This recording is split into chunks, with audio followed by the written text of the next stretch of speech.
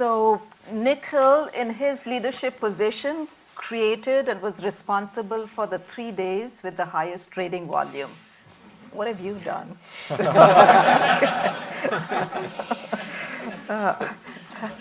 Chris, if you might start. I'll ask the panelists to introduce themselves, and their bios are on your chair, but just tell us a little bit about what you do. Rena, thank you for having me. My name is Chris Sewell, and I have recently established my own advisory boutique, which is looking to help businesses at moments of particular difficulty or transition. That builds upon my career as a lawyer, so I'm a lawyer, and I spent 39 years at Slaughter and May, where I was a corporate lawyer, and luckily for the last 8 years I was senior partner, so that enabled me to combine management of the firm with advice to clients at, indeed, difficult moments. Thank you.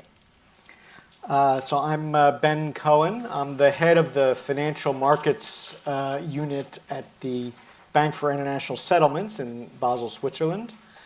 I don't know how many of you are familiar with the BIS. You may have heard more about the part of the BIS that develops or that hosts the committee that coordinates global bank capital requirements, and that's a part of our work. But we also do a lot in terms of promoting central bank cooperation, doing research on issues, economic issues, financial issues that are of interest to central banks. And it just so happens that our annual report is coming out next week. And let me first say that I'm very happy to be here, and thanks, Farina, for inviting me. And I am speaking in a personal capacity, so nothing I say should be considered the views of the BIS necessarily, but our annual report is coming out next week, and I hope that I'll be able to offer some insights, sort of a sneak preview of some of the insights that we'll be able to provide to the public when we go live next week. Good evening. My name is Robert Ramsauer. I work at Blackstone, an alternative asset management firm. I came to the UK about 19 years ago. I studied here. I worked as a banker at Credit Suisse, First Boston, in a number of different roles. And then about 14 years ago, I joined Blackstone on the private equity side. We've got a number of different business groups. Happy to elaborate on them. PE is one of the key groups within the four. We've got real estate, we've got alternative asset management, which is hedge fund of funds, and we've got credit as well. So I sit on the PE side, and I've done deals in a number of different industries, a lot of consumer retail, a lot of industrials, but generally have a good sense for what some of our portfolio companies are doing, as well as some of the investments that we are looking at. Davide Serra. I'm in dual nationality, Italian, British. I've been here for 25 years. I ran an investment firm called Algebrist Investments. We run about $10 billion. We're specialized in global financials. And I've been actively investing around the world in financials and in macro, fairly outspoken against Brexit. I'm coming from Washington, D.C. I like to pay my respects to regulators, so I'm going to start with Ben. So Ben, policymakers, regulators, BIS have obviously been doing a lot of work around stability and uncertainty. So how are you viewing these global events from sort of the policymakers' perspectives? What are the big concerns? How are they being addressed?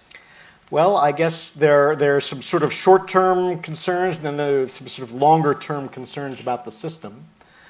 I guess shorter term, we're sort of in this recovery phase in the global economy, and there's a question about how financial markets will adjust. So far, they seem to be, on the market side, seem to be doing quite well, but there's always a risk of sudden jumps in asset prices in either direction, and we're thinking, for example, 2013, the so-called taper tantrum, 2015, the so-called Bund tantrum. It seems that markets can suddenly jump in unexpected ways, and so we're hoping and asking ourselves if the system is prepared for those kinds of sharp adjustments. So that's kind of the immediate concern. In sort of a more medium to long-term sense, one thing that concerns us is the buildup of credit in some countries, not others. We like to think in terms of the credit cycle, in terms of how, for various reasons, people, or households, institutions, corporates, governments borrow a lot of money and in order to do various productive things.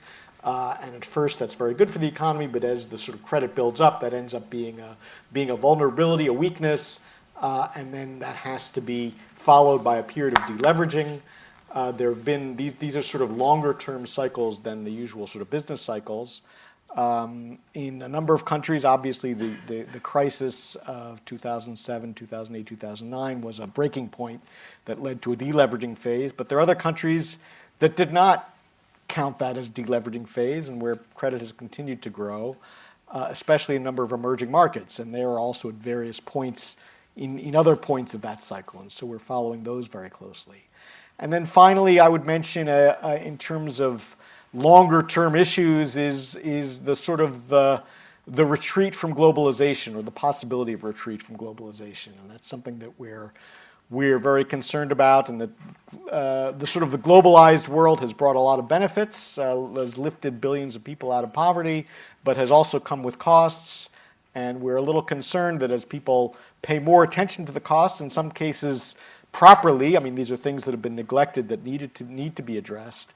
There might be a sort of an overreaction in the opposite direction, and that might affect, coming back to regulation, that might affect some of the things we do in terms of having a global perspective, global coordination in terms of ways to strengthen the financial system.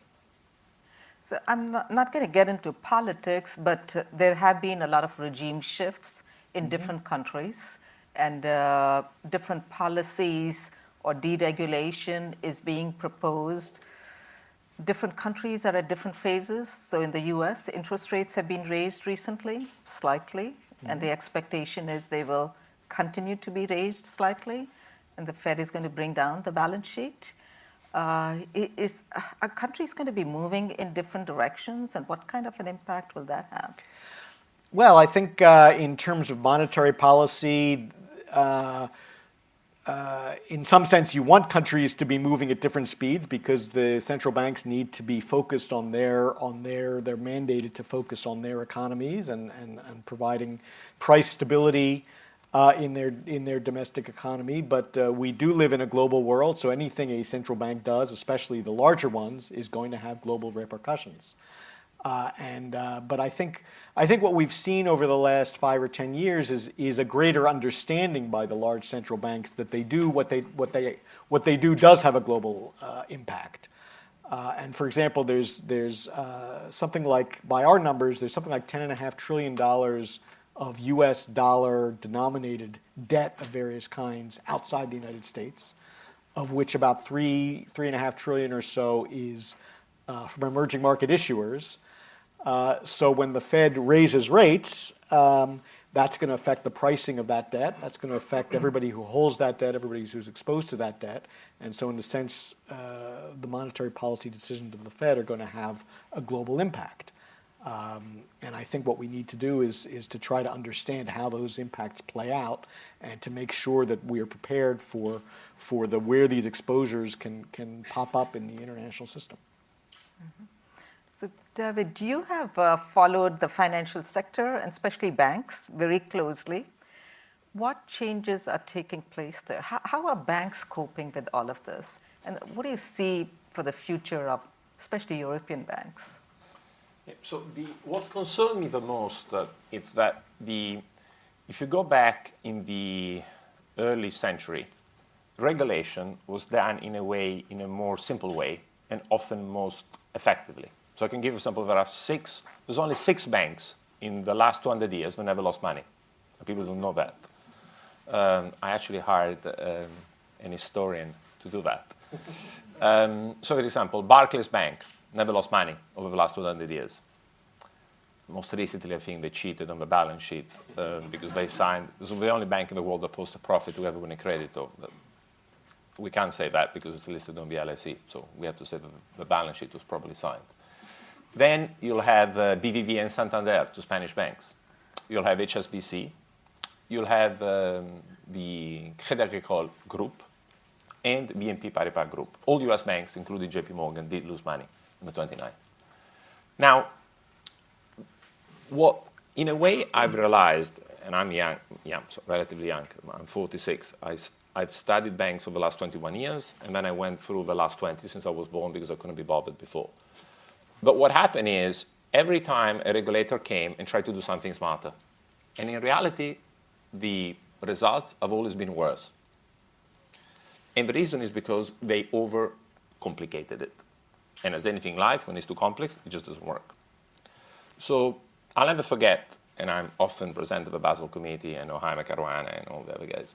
So recently, in 2006, they published the Basel III studies on banks. Banks in Europe had 600 billion of equity. In the QS3 impact study, they said they had 60 billion of excess capital, written by them. Then, in the 10 years later, they told me that they lacked 1.2 trillion of capital. Okay? Why? They made it overly complex back then, and so they missed all the connectivity. It's hard, when you think that the largest US economy in the world, the US, defaults on 2 trillion debt called AAA, but you can't sue S&P and Moody's because of the whatever third, fourth amendment. And every regulator wants to cover their back by using a rating agency for credit risk. So my view is the more complex it gets, the more it will blow up. Which is why now, finally enough, after all this complexity for the last 15 years, they want to go back to a leverage ratio, which is something they had back in the beginning of the century. Basically, total assets divided by equity was the number. And so my concern, in particularly now in liquid assets, is that when 90% of security are traded by a machine of high frequency with an algorithm behind, I'm worried. At the beginning was done basically to avoid the regulation. You see, when I started, if you were trading a security as a research analyst before you put out your research, you would go to jail. Then the computer came. And in New York, you had people that put a massive antenna to capture the data before the stock exchange released the data. Now, by my simple standard, that would be called front running. But because there was a technology firm behind, that was called technology. And it was innovation. Stock exchanges loved it because there are more trades, they get paid on it. Stock exchanges were monopolies which were listed. Lots of managers got option. Everybody started making money. Now, nobody cared about pensioners or the ultimate results. And so what I realized and observed as a citizen, that every time they make it more complex and they try to explain it, ultimately when it blows big time. And so what we try to do, that's why I call the firm algebra, is from algebra, plus, minus, divided, and multiplied, is to keep it ultra simple. Which is one of the reasons why, and I apologize in advance, I'll have to leave, because I'm going to have dinner with a guy that broke Bank of England in 1994, George Soros. And every time I meet some of the smartest investors in the world, what I'm fascinated is by how simple they are. And so to me, in terms of global financial markets, if when you read it, you don't understand it, don't worry. It's not because you're stupid. It's because the guy that actually wrote it doesn't understand it himself. And I've seen it so many times that it's so, and I interact with every policymaker, I think, on the planet. So when you interact with every policymaker on the planet, what's on your wish list? So, for example, on the Basel Committee, it's that it gets shut down. Sorry, on the banking side. Why? Because you need to understand this, particularly from the European perspective. Global rules have been set up by the Anglo-Saxon. Thanks God, Hitler lost, so the Americans set up global rules. Fair enough. I owe it because my two grandparents went to concentration camp. The only problem is when they set every economy, the rules have to be set up like in America. So in America, banks only finance 30% of the economy, 70% capital market, and they want the same to apply to Europe. It's kind of hard. For example, in Europe, if you had invested in Ferrari, one of the best companies on the planet, as a bank, if you sold Ferrari stock because it wasn't listed, it was illegal at the bank or at the branch. So now they want to apply US rules into Europe. So for example, recently now they want to apply mortgages floor for banks. In the US, they have something called Fannie and Freddie. So all the mortgages are off balance sheet. So suddenly, Trump has understood that it's great Basel because it applies to rules that only gets applied in Europe and not in the US. So he says harder, harder. And unfortunately, we have all these people that don't get it. So to me, the key issue is to make accountable also policymaker. Here in the UK, for example, Mervyn King, at the beginning of the crisis, he kept on saying, moral hazard, I don't give liquidity. The price is 50% public debt to GDP. It's a generation being burnt. Now, the guy even writes a book and lectures people what to do. Had he intervened immediately with liquidity, probably would have been the case. And what I ultimately see in policymaker, for example, I love Mark Carney. I love Mario Draghi. I worked for Mario the first year when I was at the Treasury. They are hands-on, not that arrogant. They listen. They interact with private sector. They don't say whether you're public or private. They actually have a work attitude. And I can see that when they try to be too professor, too academic, not in real world, and always the brightest, that's when typically That's the why biggest... I'm really trying hard to be in the real world and participating in this panel. But basically, that's what I've it's noticed. Important, yeah. Right. And, for example, the Agostino Carsten, I love Agostino. And the reason, because, if you are the governor of Mexico, central bank, there it's a real world. And too many complex equations ain't going to get you anywhere. And I think, for example, I've seen real world coming on the regulatory side. And if I see Mark Carney, Mario Draghi, Agostino Carsten, the ECB, there is a change. More down to earth. That does not mean less bright, Their own side of the BIS, for example, is fantastic because they do the monetary side. The best statistics, they're some of the best economists. It's what is read everywhere in the world. Why? Because it's somehow super partes. So, Chris, what kind of advice are you giving to your clients in this environment?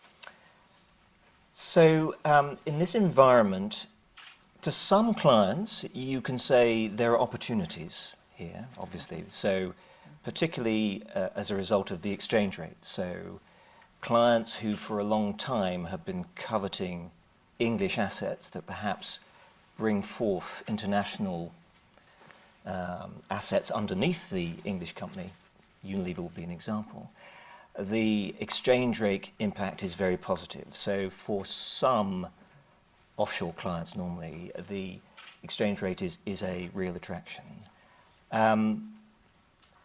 For, I would say, the majority of clients, we're saying you must take care because you're moving into a very uncertain environment.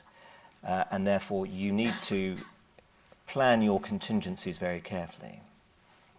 And that's, I suppose, most graphically clear in the financial services sector, and indeed the Bank of England has required financial services firms to present their contingency plans by the 14th of July, so they have no choice to do that. But regulatory uncertainty and change will be in most sectors, airlines, for example, pharmacies. So best advice to clients, I think, is to be very thoughtful as to where your exposures lie in a different world.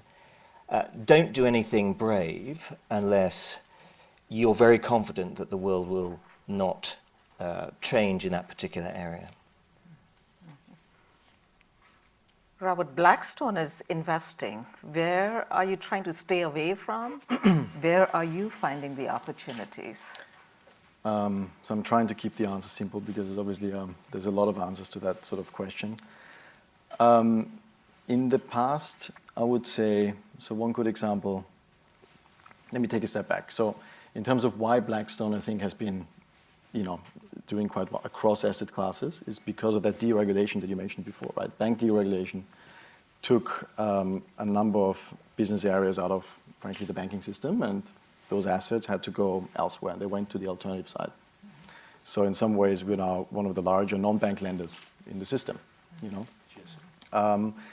and as you said, GSO is a big part of that. So, there's new opportunities that have arisen as part of the changing environment that we've tried to take advantage of. If I look at the private equity side, we've done a lot in energy in the last few years. So when you think about the collapse of the oil price, it's created a sort of a 2008 situation for that particular sector. And people that had assets that they could deploy in that sector, and it was difficult, God knows it was difficult to raise money for that sector at a certain time. You could sort of go into it in size and take advantage of that. So about a third of our deals have been done on the energy side for quite some time now. But other than that, we try and keep it quite simple and really look at every opportunity at its own merits. The day the Brexit was announced, I got an email from my boss saying, we must now encounter great opportunities in the UK because finally asset prices are going to take a hit, which should make it more attractive for ourselves. So, we really, when it comes to the UK, for example, and transactions that we're looking at, you could be looking at a European business with UK exposure. You could look at a UK business with international exposure. You could be looking at a UK business only. All of which will, depending on the business they're in, will have very, very different reactions to, a soft, a hard Brexit, whatever it is you're going to pick. So ultimately, we're extremely pragmatic. We've got global funds, which allows us to take advantage of different movements in different geographies. If for some reason we think Europe a few months ago was quite difficult to see through, the fogs of the French election, the impending German election, what's going to happen to Italy and the Brexit on top of that. But you felt better about the US economy for a number of reasons, or about the Indian economy. We're the largest private equity investor there as well, with a global investment committee that looks across all those different geographies and opportunities that are being brought to them. We can lean forward in certain times when we feel it's, the time is right. And therefore we have, I think we have the luxury in a way of being able to look at a number of different assets in different geographies, at any given point in time. What about from the fundraising perspective? With the shifts occurring, how's your fundraising changing? I mean, again, just an addendum, but it leads to the fundraising as well. It's been an incredible time to sell assets because asset prices are at an all-time high, but extremely high, uncomfortably high, to the point where we find it very difficult to actually deploy capital, which is why we're looking at areas such as energy, which are a bit more controversial. So it's been an incredible time to sell assets, but a very difficult time to acquire assets. But when you sell assets, you basically return money to your investors, which means it makes it more, it makes it easier effectively to raise money again. So the fundraising environment is hitting new highs that haven't been seen since sort of 9-10 years ago, which, by the way, should tell you something as well, because in terms of leading indicators, it's certainly one of them, and I can give you half a dozen more that would mean that you should be very cautious as to how you deploy your capital right now. Smart. It's one of my largest stocks. Oh, okay. Did you bribe him? Or? Okay. We should stay in touch. Yeah. So Chris Robert is talking about sectors and he's talking about regions. Are those issues for your clients that you're helping them address? Absolutely. I mean, as we mentioned before, the impact of Brexit will necessarily differ between sectors. Some are more susceptible to regulatory uncertainty and regulatory change. So, retailing, for example, supermarkets and so on, they're selling cheese and yogurt. And that's probably not something that you're going to be too spooked by. I think what some of my clients are telling me is that even bigger than the regulatory issue is the manpower issue, and that their profound concern is inability to be sure to get the right people in the UK. Rolls-Royce, for example, big facility in Derby, 20% of their electrical and mechanical engineers are Italian and Spanish. And they are profoundly concerned about how they're going to get those unbelievably clever people to stay and new ones to come. So in some senses, actually, the regulatory issues are obvious and overarching, but the practical issues about just getting the right people to drive the economy is almost the more overwhelming challenge that clients are facing up to. Is that an issue for you, for your businesses? I would be worried if it was a supermarket, because I know the chairman of Tesco says very well. So let's be clear. In the UK, we import 50% of anything you eat, 50. If we have only 4 options, forget whatever politician, because they've been lying on this, more than they would normally do. We, as Italian, we learned politics.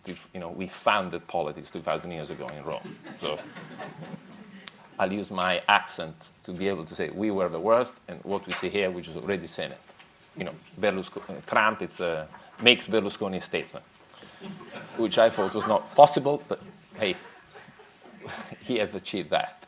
So first, take Sainsbury. Tomorrow, if we're not part of the custom unions, as the chairman said, he will need, from 10 trucks, he needs 17. Because of a shift, go from 1 to 4 days in order to clear customs, because that's what happens in non-custom union.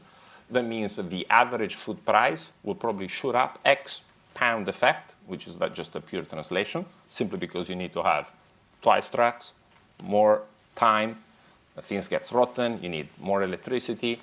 Basically, that's a significant increase in food price. As a result, people have not understood the repercussion, even just apples and bananas.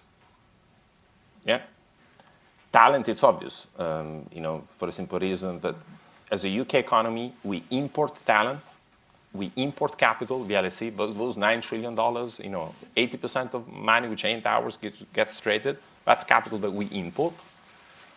We make a profit out of it, and we export a service. That's the LSE exchange. And we import stuff.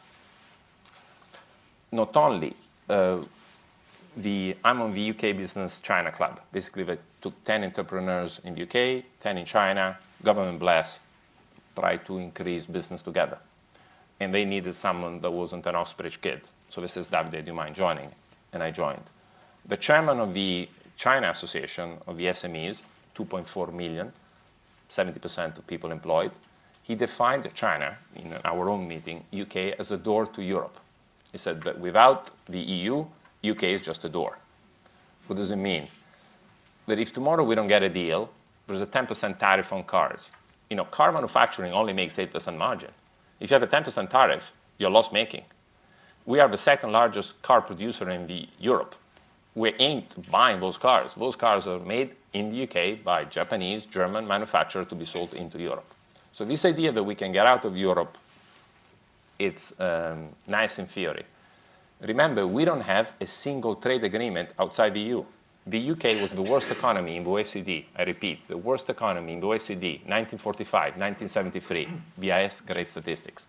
1973 to 2016, best economy. Thatcher, single market. Thatcher is dead, a single market. If we leave, then what happens? And the fastest trade agreement, 6 years. In 2 years, we have a cliff. So what happens for the next 4? It's not that we can't just export to Europe. We can't export anywhere else. So I'm very concerned that for domestic politicking, people have just made stuff up. And on the European side, the election of Emmanuel Macron means, we're not going to get an easy ride. But David, presumably the hung parliament, if I may, Rina, Please, absolutely. the hung parliament makes more likely a softer Brexit. What does that mean? surely that means more likely to stay in the customs union, at least for a long transitional period. So that surely is a good thing, because I'm very excited about the Hung Parliament. I think it's great. So I financed it and I voted for it. So unfortunately, though, let's be clear. Think when you get to Heathrow, yeah, from the US. You have two options. Q, are you US national or not? You can't say, well, you know, I speak English. I used to be close to the Queen. Let me get through the US queue. Yeah, Sorry, you go back queue. So it's digital, yeah? Here, Brexit is like a divorce. We are still seeing the kids, you're still sleeping with your wife, and everything is great. But you can tell your friends, hey, I'm free, yeah? That's a pound effect. That's a pound effect, and so everybody feels good because of short-term export impact. Then people realize, yep, that in 2 years' time, you get the lawyers in, the kids in disaster, yeah, you got to face. About the money. Yep. And unfortunately, from the European perspective, they call it exit fee. It ain't an exit fee. It's a commitment we have taken. You know, the European budget goes 7 years. It's a balance sheet. We've taken a commitment. The German calculates the numbers well, and that's the bill. We call it an exit fee. It ain't an exit fee. It's a commitment we've taken. And what I'm very worried is that because it's so existential for the 27 countries on the continent to keep the market rule and make sure that I will respect them, they will have zero flexibility. When I mean zero, I mean zero. And here we keep on thinking that we can dictate the terms. Typically, when you're 1 against 27 and they're 5 times bigger than you, in life, I learned that it doesn't work in that way. But here, at least they keep on saying it is.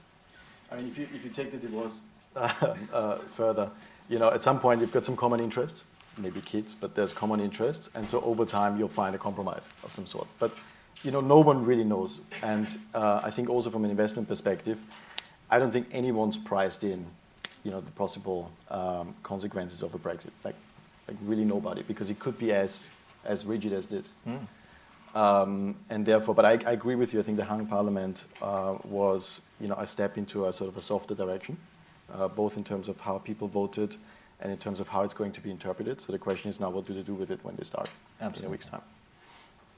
But just from a practical point of view, regarding import and et cetera, you know, I live and breathe it in our UK companies.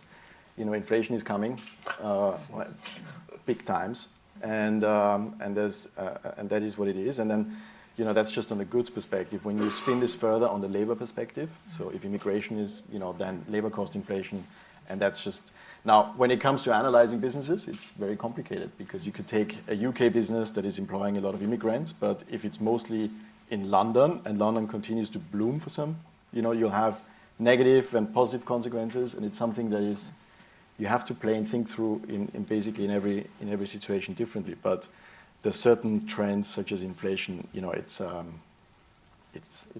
coming. It's already amongst us. The other awful irony, I guess, Rina, is that just as we managed to construct an iceberg and steer the boat into it, actually the Eurozone economy is recovering. Macron's been elected. There are sunlit uplands which make our challenge seem all the more challenging. It's a bit miserable. On that miserable note, we'll open it up to the audience for questions, comments. Yes, please. You mentioned an example there that of Sainsbury's that they might need a lot more trucks. Surely this gives us an opportunity out of this uncertainty that Blackstone should now go out and invest in trucking companies. Is that sort of thing you're looking at for the future?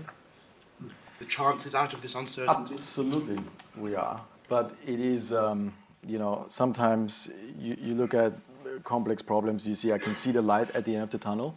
I mean, I can't really see it yet in terms of just thinking the whole Brexit equation through. But where I agree with you is, you know, we're trying to take advantage of exactly those sorts of dislocations and new opportunities that will also help, you know, business in this country, etc. So that's exactly how we think. Yes. This one here, and then we'll come to you. So I was just kind of wondering how you think about the UK versus Europe, because in one way you're kind of looking at it as, yes, there's a lot of negativity around the UK leaving. However, when you look at Europe, there are a lot of systematic problems. They haven't really dealt with the whole migration issue. There's a lot of identity issues. There are other countries that are thinking of leaving. I mean, they might not be quite as prominent, but when you're looking at that risk, do you have an approach to thinking about it, or is it just it's very negative that Brexit is happening, and if they just joined, the whole problem would be solved? No, in Europe there is a big rethink. The big rethink is as follows. You have the largest humanitarian crisis, which is set up by a combination of Iraq war, Syrian war, Libya, and then bring democracy to countries. So in Europe we said, think about it, France vetoed US airplanes flying over for the Iraq war. We said there were arm of mass destruction. They could not even find spray for ants. That out of Iraq then set up ISIS, the whole issue. That's why you had Syria. So the fact that Trump refused to mention Article 5 last week led to Airbus announcing the first military plane. Today, every military plane in Europe, there is a button. When we buy F-15, F-35, there is a US button where the plane actually goes down. Because if tomorrow, let's assume Germany decides to use F-35 back in the States. And so unfortunately, the combination of populism in US and UK rising because of the Gini coefficient inequality, US is as unequal today as it was pre-28, all-time high. The same in the UK, which is a function of QE effect, only benefiting those that actually have something. It's very hard to benefit if you don't have anything. And as a result, unfortunately, Brexit plus Trump means Europe say, hey, we look around, I like my neighbor. Might have a funny accent, might dress weirdly. And so I can tell you there's no one leaving. In Greece, they don't want to leave. They want to stay. You want to go to Turkey? And there's nowhere else to go. You want to go to Russia? You want to go to Saudi Arabia?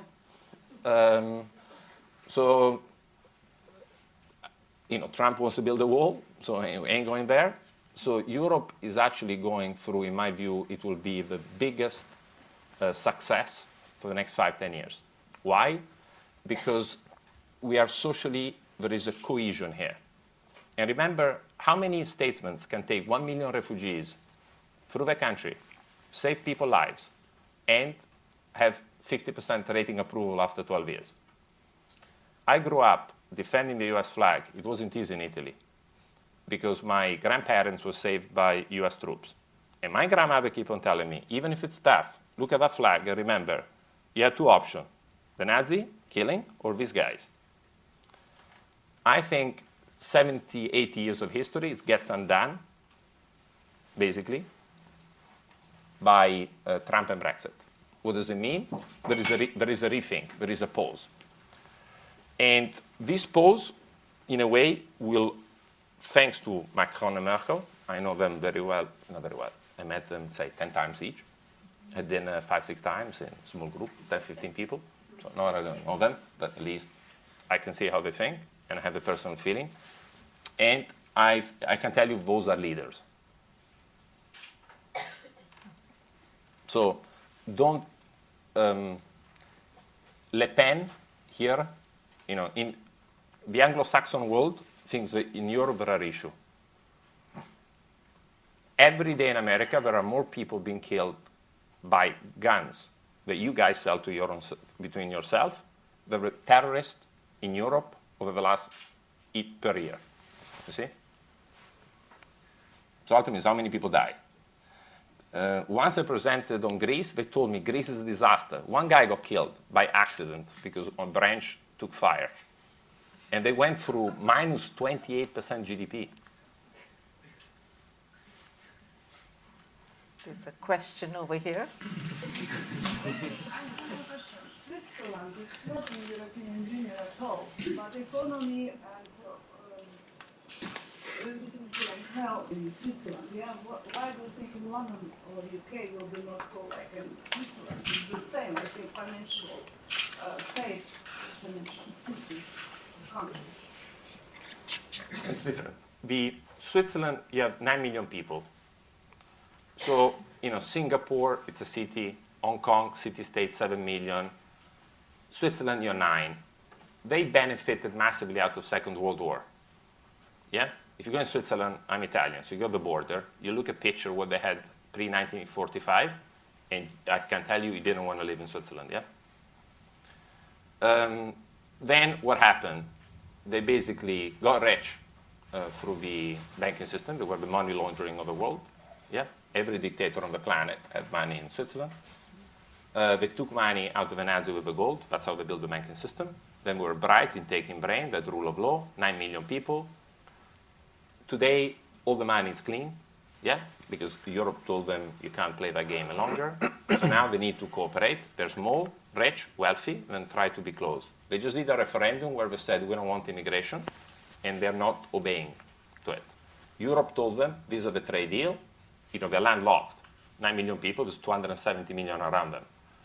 And you said, either you follow our rule, if not, we close borders and markets. They said, we cooperate. UK, 65 million people, it's kind of hard to play that rule. The Tory flagged it, says we become an offshore center. The rest of the world will shut them down. So I don't think that's going to fly.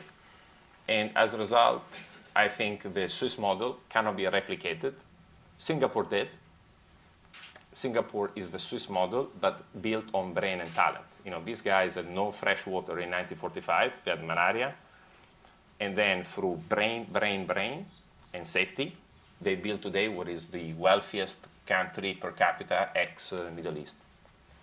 There's another point as well, I think, which is that what we face now is the enormous dislocation cost and the divorce cost, which of course the Swiss don't have. But the monetary cost of the divorce, the regulatory cost of the divorce is enormous. And so to get to a different world will involve such effort that, I think that just makes us a different proposition from Switzerland. What Lionel Barber said on Question Time, actually, a few months ago, is quite instructive. He said, look, this is awful, but in 8 years' time, it'll be okay. Yes. I want to bring the attention to one thing that hasn't been talked about, but which harbors on a lot of uncertainty in the medium or long term, which is that it started as the European debt crisis, but it is the Eurozone as a structural construct. And I was just wondering, in terms of policy, whether that's something that we have policymakers and monetary policymakers have learned a lot in that crisis. There will not be a major crisis in the future, or it will be solved politically by redistribution in Europe, or will that be the biggest crisis of all that we see in the long term in Europe? Ben, any Is that for me? You're the guy. Oh, okay. No, I have nothing particular to add on the issue of the Eurozone. I think it's an example actually of how clarifying expectations and making it clear, not trying to fine tune, but making strong commitments to what you're going to do regardless can have a big impact. And so I'm thinking about how, if you think about the European sovereign debt crisis, there were a number of measures, a number of packages, a number of ways. Well, let's set up a fund with X million euros. Is that enough to cover Greece? Is that enough to cover Greece, Spain? People tried to put numbers at various policies. And I think when Mario Draghi said, well, we'll do whatever it takes, that changed psychology in a very important way. So it wasn't the numbers, it was more the commitment to be sort of open-ended. And I think that had a very important message that probably is applicable to other situations, that the market doesn't respond so much to fine-tuning, it responds to a sort of a strong direction and a commitment to hold to that direction. And I guess that would be the lesson that I would draw. On that note, please join me in thanking our panelists.